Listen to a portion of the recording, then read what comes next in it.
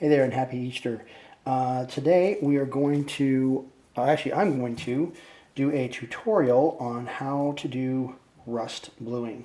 Rust bluing is a fairly simple process, doesn't require too much. It's actually fairly low tech when it comes to applying a nice durable, almost more durable than hot glue finish to firearm parts.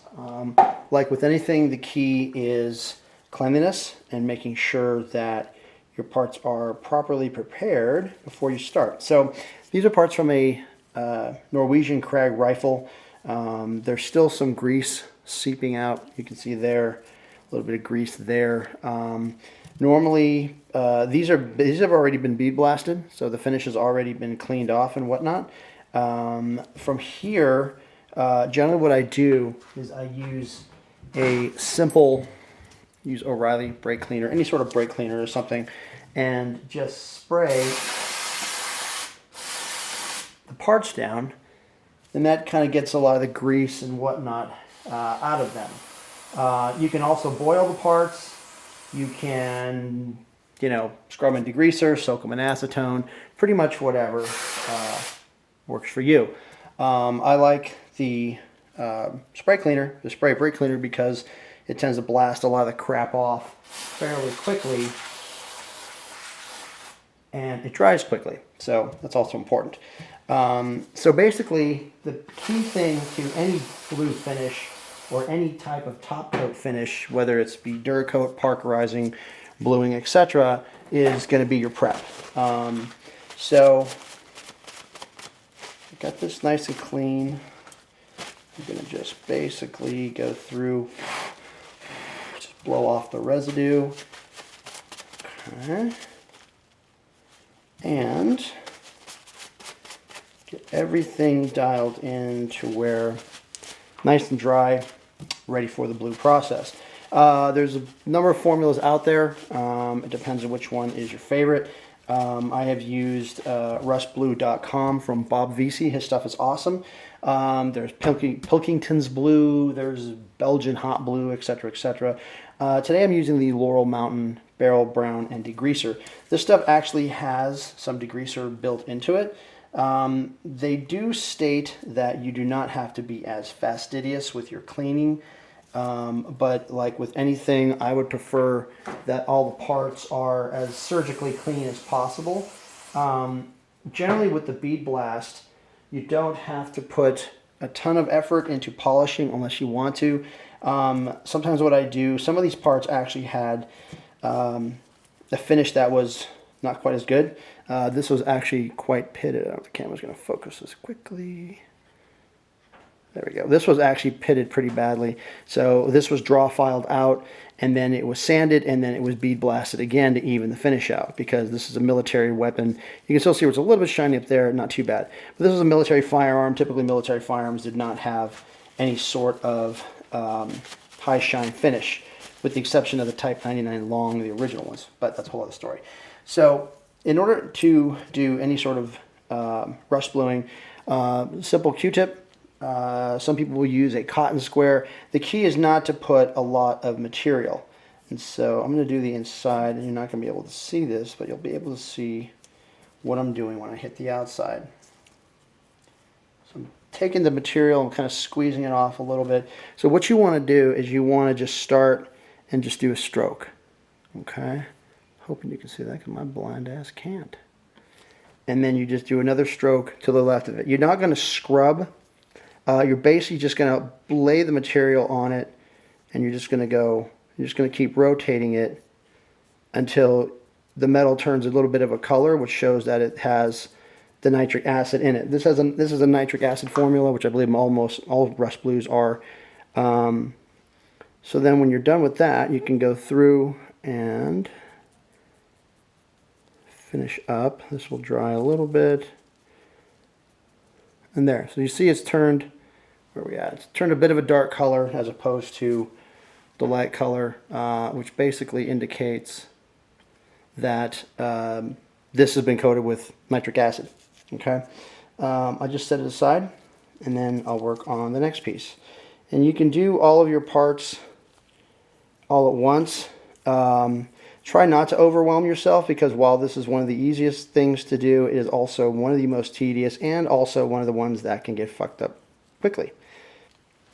Just putting a nice even coat of rust blue on this. Okay. And then getting inside the barrel band. With the Laurel Mountain stuff, they state that you don't have to use gloves. I like to. I think it just is an extra measure of protection for the metal. You know, it's up to you, but I prefer just to try to keep things as clean as possible. A little bottle actually goes quite a long way. Typically, when I'm working with parts like this that have inners, whatnot, I will do the inside part first and then get the outside. And then again, just you can see where I'm barely overlapping the strokes, just enough to get the material on there. This also will etch the metal slightly, so as you put it over a bare bead blasted finish like I've done here, it will actually sort of etch itself into the metal and clean itself a little bit. Okay. Now the one thing also to keep in mind about rust bluing is that it's going to look terrible before it looks great. That's just the nature of it. It'll look horrible, it'll look all splotchy and whatnot, and that's basically exactly how it ends up looking before you boil or steam the part. So the process is you clean your part as best you can, as well as you can. Then you go in, you bead blast and or sand and or just even the finish out as much as possible. After you're done with that, then what you do is you coat it with the rust blue formula. You just let it sit roughly about 3 hours or so. You come back to it and you give it another coat. You'll start to see it turn some just really odd colors, sometimes copper, sometimes green, sometimes blue. And you'll also get kind of a brown fuzz look to the part itself. And that's okay. That's kind of what you're actually going for, because what it's doing is it's going to absorb into the metal at different rates. But you're actually going to do is you're actually going to be rusting these parts in order to attain the finish that you're looking for. You can maybe see where that's turning a little bit copper there. I don't know if you can see it. I don't know if my camera's going to focus. Focus. Anyway, right in there is turning a little bit of copper. Again, that's normal. Like I said, you'll get the parts turning an odd array of colors during the process. So basically, once you apply the rust blue finish, you let it sit for 3 to 5 hours.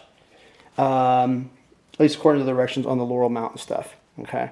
And then you come back, you put another light coat, same way. You don't, again, you're not looking for any heavy finish. You don't want it soaked. You want it barely just doing the metal. Here's a piece that was originally blued. I sanded off the finish, and I'm putting a top coat on top of it. So this is more of a blend, which you can also do with rust blue. So what I'm going to do is I'm going to let this sit for a little while. I like to use a splatter screen. You can get them at any Walmart, whatever. Because what I like to do is to position the parts on top of it. And now in Nevada, there's not a lot of humidity, so I have to sort of accelerate the rusting process. I'll just let them sit like that. So generally what I'll do is I'll put them over a pan of water. The humidity from the humidity from the evaporating water will actually accelerate the rust. The thing with this is you want to get it like a nice kind of an even finish. It'll be like a brownish kind of shit diarrhea brown looking color. From there, what you're going to end up doing is you'll boil the parts and or steam them depending on the quality of your water, and then you'll card them off. Generally, the first couple of passes, use an ordinary old toothbrush. You can see where it's kind of like nasty and whatnot. You can also get these carding brushes from Brownells. This one's about 13 bucks.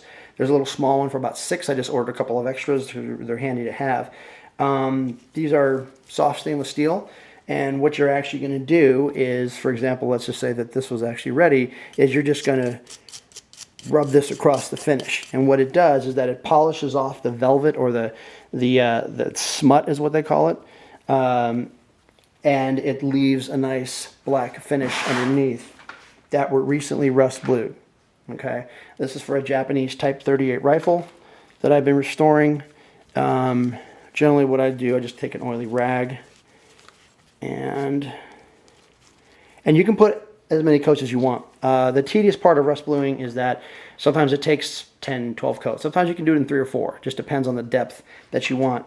But when you get to this phase where you are doing the carding, you're basically just taking the brush and very lightly running it across, just like this. And what this does is this removes any of that velvet sort of finish left behind from the rust blue process, and it evens out the part itself, kind of evens out the shine, evens everything out. I like to use an oily rag after.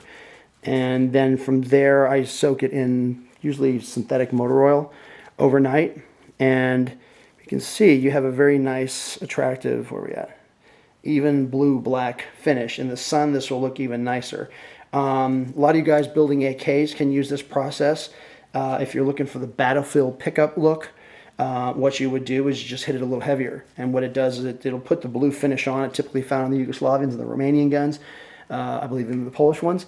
And then you hit it with the carding brush or even a heavier steel wool dipped in oil, and it actually removes the finish. So you're actually putting finish on and then removing it, but you'll end up with this beautiful, nice, durable coat that will last forever if you take care of it. Like I said, in the process, I'm doing a Norwegian Krag rifle. I actually just finished a 1934 Beretta pistol, which I'll show you here in a second. I have a Nambu that also was done, and I'm doing a lot of the parts for the Krag, and I'm also working on the Type 38 rifle. I'm missing the grip screws on this, but this is an example of what can be done with a slow rust blue. This was in piss poor shape. If you go on my Instagram account, you can actually see how bad a shape the gun was. There was little to no finish left on this. This still, like I said, this still needs the grip screws, but there was little to no finish left on this thing at all. So I ended up, and it has actually a considerable amount of pitting up on the slide. So I draw filed the slide lightly to get the pitting, or at least level the pitting out. And then I ended up sanding it and then bead blasting it, and then using the slow rust blue finish on this, and it's turned out magnificent. Oops, there's my grip. I will also show you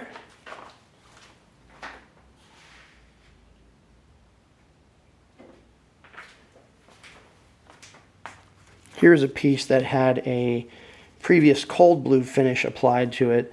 Where are we at? There we go. Again, not too bad. The problem with the cold blue finishes, they take semi unevenly.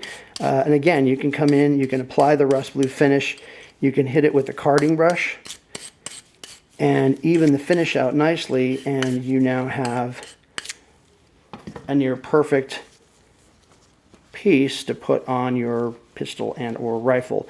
In this case, this is for an 1898 American Krag rifle. Where we at? There we go. And again, you can see the nice blue, the deep blue luster, kind of that blue-black color.